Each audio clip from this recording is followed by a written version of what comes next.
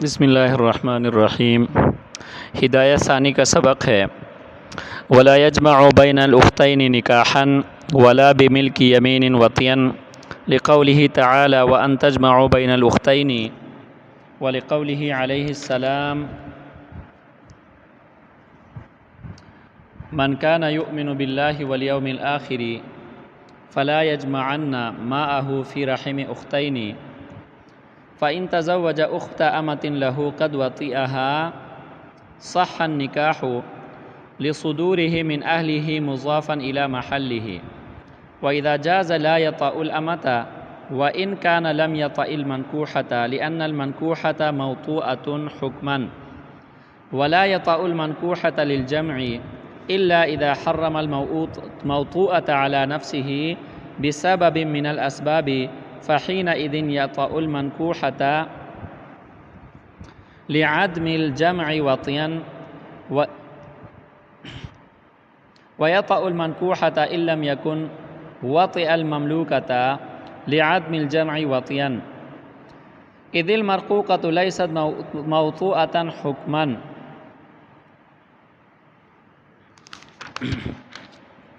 ترجمہ دیکھ لیجئے۔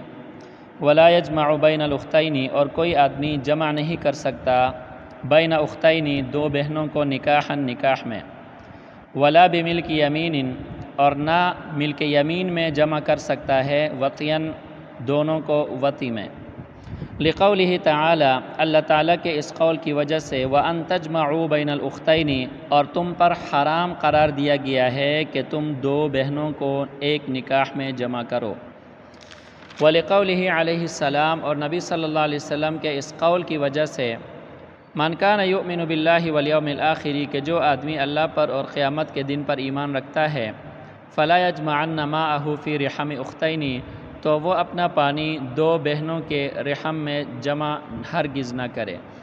فَإِن تَزَوَّجَ أُخْتَ أَمَةٍ لَهُ، اگر کوئی آدمی اپنی باندی کی ایسی بہن سے نکاح کر لے، قد وطئها، کہ جس باندی سے اس نے وطی کی ہے، صح النکاح، تو نکاح صحیح ہوگا، لصدورہ، اس نکاح کے صادر ہونے کی وجہ سے، من اہلہ، اس کے اہل سے، مضافا الی محلہ، اور اس نکاح کے منسوب ہونے کی وجہ سے، الی محلہ، اس نکاح کے محل کی طرف، وَإِذَا جَازَ، اور جب نکاح جائز ہے، لا يطأ الأمة، تو وہ اس امہ کے ساتھ وطی نہیں کر سکتا، وَإِن كَانَ لَمْ يَطأ الْمَنْكُوحَةَ، اگرچہ منکوحہ سے اس نے وطی نہ بھی کی ہو، لِأَنَّ الْمَنْكُوحَةَ، اس لیے کہ منکوحہ موطوءۃ، یہ موطوءہ ہے، حکماً، وَلَا يَطأ الْمَنْكُوحَةَ، اور وہ منکوحہ کے ساتھ بھی وطی نہیں کر سکتا، للجمع،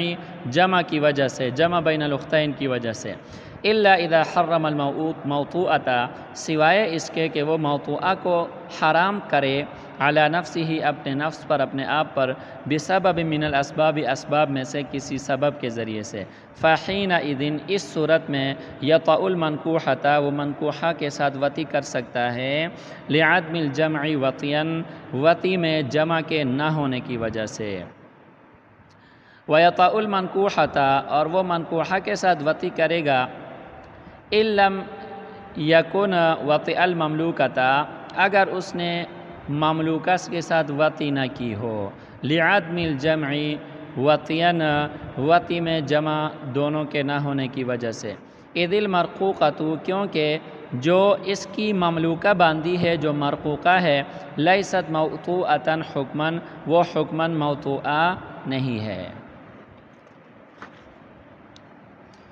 اچھا جی، مسئلہ ہے جمع بین الاختین کا۔ دو بہنوں کو نکاح میں، دو آزاد عورتوں کو، میں آسان کر کے اس عبارت کی وضاحت آپ کے سامنے کر دوں گا۔ دو آزاد عورتوں کو جو کہ آپس میں بہنیں ہیں، ایک نکاح میں جمع کرنا جائز نہیں ہے۔ دو آزاد عورتوں کو جو کہ آپس میں بہنیں ہیں، ان کو نکاح میں جمع کرنا جائز نہیں ہے، یعنی آسان الفاظ میں، ایک آدمی دو بہنوں کے ساتھ بیک وقت نکاح نہیں کر سکتا۔ ہاں، اگر ایک بہن کے ساتھ نکاح کر لے اور وہ فوت ہو جائے، یا اس کو طلاق دے دے تو پھر اور اس کی عدت گزر جائے تو پھر اس کی دوسری بہن کے ساتھ نکاح کر سکتا ہے۔ لیکن ہماری بات چل رہی ہے ایک نکاح میں دونوں کو جمع کرنے کا۔ خلاصہ کلام یہ ہے کہ ایک آدمی دو بہنوں کے ساتھ ایک ساتھ نکاح نہیں کر سکتا آزاد عورت کے ساتھ، یہ تو آزاد عورت میں ہے۔ اسی طرح باندی میں بھی یہی ہے کہ دو باندیوں کے ساتھ، دو باندی دونوں بہنیں ہیں، ایک آدمی ان کے ساتھ اگر نکاح کرنا چاہے تو نکاح نہیں کر سکتا۔ لیکن باندی میں نکاح کے علاوہ ملک یمین بھی ہے۔ باندی میں نکاح کے علاوہ کیا ہے؟ ملک یمین بھی ہے، اور آپ لوگوں نے پڑھا ہے ملک یمین جو ہے یہ بھی وطی کا کیا ہے؟ سبب ہے۔ اب دیکھیں ایک آدمی دو باندی بہنوں کو ملک یمین کے ذریعے سے جو اس کو ملی ہیں ان کو وطی میں جمع نہیں کر سکتا۔ یعنی اگر ایک آدمی کی مملوکہ دو باندیاں آپس میں بہنیں ہیں تو دونوں کے ساتھ وطی نہیں کر سکتا۔ دونوں میں سے جس کے ساتھ کرے گا تو دوسری اس پر جو ہے نا وہ کیا ہوگی؟ حرام ہوگی، جب تک وہ اس کی پہلے والی جب تک وہ موطوعہ اس کی ملکیت میں کیا ہے؟ موجود ہے۔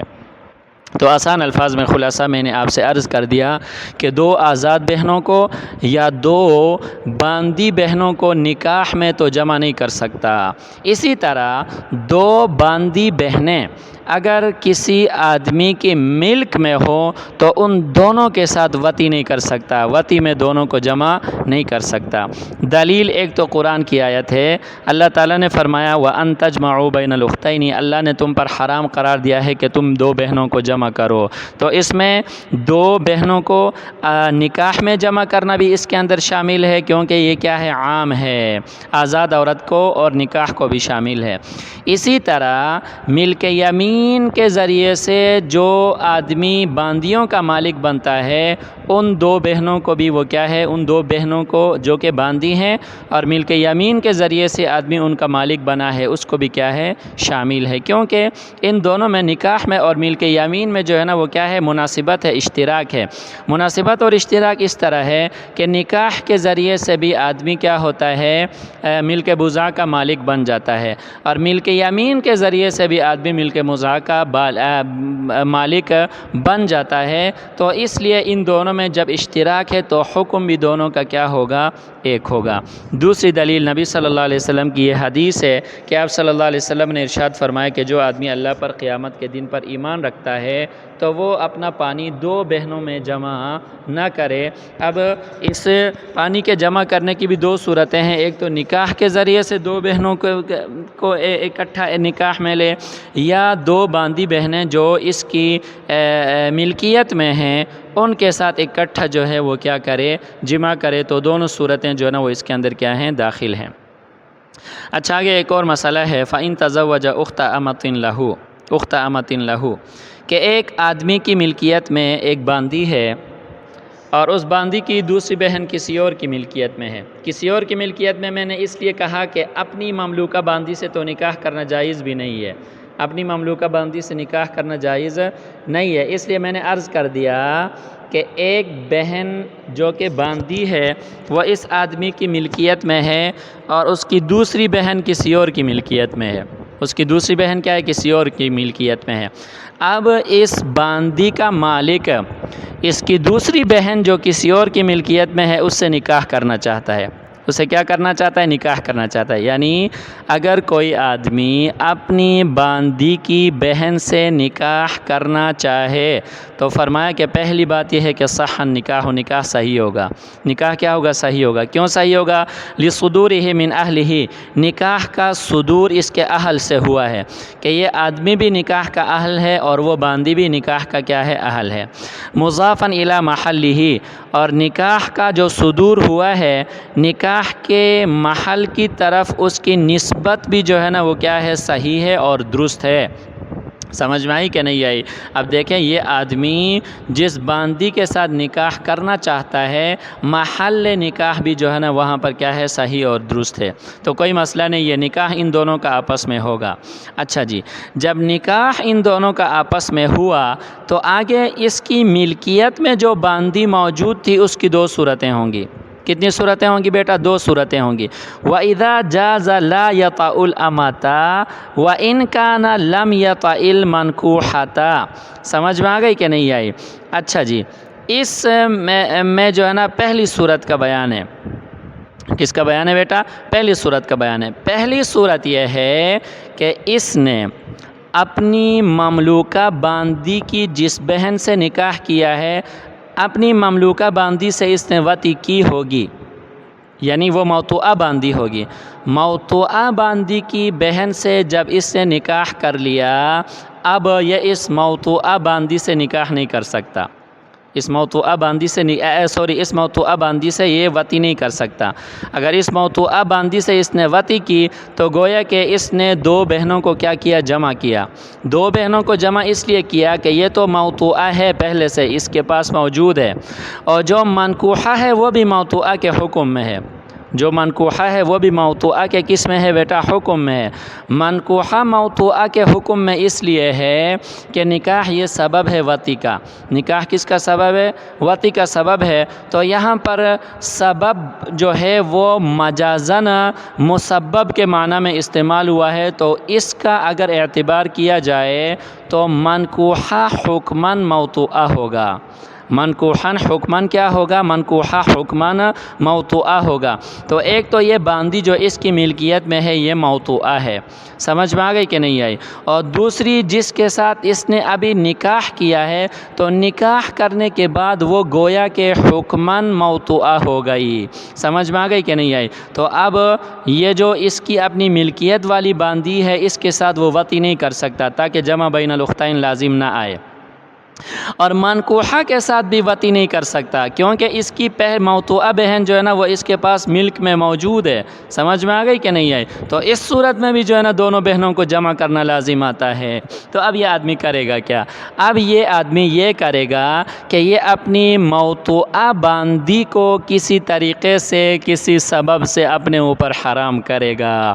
مثال کے طور پر وہ جو موطوعہ باندی تھی یہ اس کو آزاد کرے گا، جب آزاد ہو گئی تو پھر اس کی ملکیت میں نہیں رہی، اور اس کی ملکیت میں وہ اس کی بیوی اس کے نکاح میں رہی جو اس باندی کی کیا ہے؟ بہن ہے، سمجھ میں آئی کہ نہیں؟ یا یہ اس کو بیچ دے گا یا کسی کو ہبہ کرے گا، سمجھ میں آ گئی کہ نہیں آئی؟ تو اس صورت میں دیکھیں اب یہ جب آزاد اس کو کرے تو وہ اس کے اوپر حرام ہو گئی، اس کے ساتھ وطی نہیں کر سکتا۔ جب یہ اس کو بیچ دے تو اس کے اوپر حرام ہو گئی، اس کے ساتھ وطی نہیں کر سکتا۔